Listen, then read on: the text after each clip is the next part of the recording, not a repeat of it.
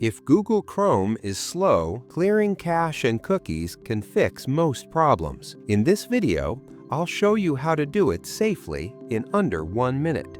First, open Google Chrome on your PC. Click the 3 dots in the top right corner. Now click Settings.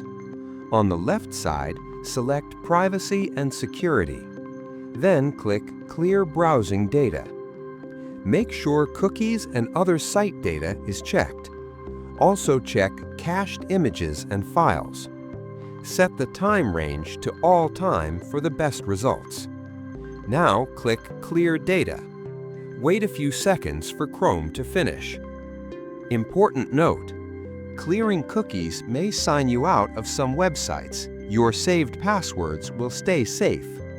That's it.